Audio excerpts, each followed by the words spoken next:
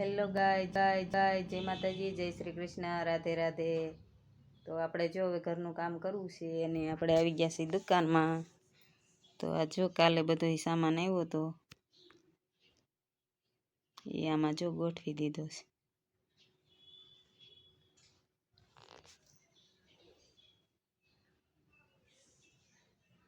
હવે થોડું થોડું રાખી છે, બીજું તો કપડાં સાડીઓ ને એવું જ વધારે હોય છે.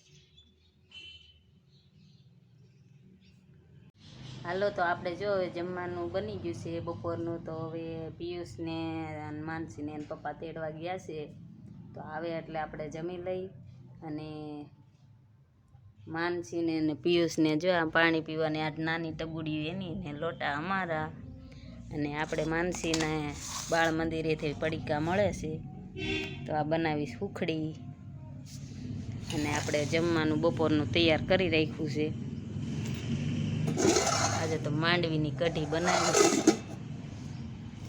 તો હવે પિયુષને માનસી આવે એટલે આપણે જમી લઈ અને પછી પાછા જવાના છે ભણવા.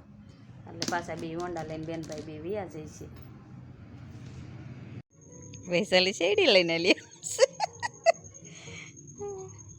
તાર પપ્પાને ભાઈ બંધ જો આવી ગયા છે. તાર પપ્પાને જ બોલાય માનસી. બિચારી વૈશાલી. હું વૈશાલી લઈ આવી શેરડી. મારું ગોલું મોલું છે આ. હા, મારું ગોલું મોલું છે, અમારા પરિવારનું છે. કોણ ગોલું મોલું કે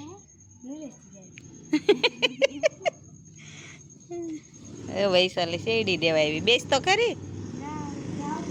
કા લોટ બાંધવાનો તારે? તો એ કોને બાંધવાનો છે? સાકી નું કરવાનું છે. બિચારીને તરત કાઢી છે. જા માનીને દીએ કે શેરડી. વૈશાલી જો શેરડી દેવા આવી રીતે જાય છે ઘરે. એ હાલી જાય ના માનસું જોવા બે ગયો. હવે શેરડી ખાઈ લે વૈસું દઈ ગઈ. અને તાર પપ્પાને ફોન કરી એમ કહું છું.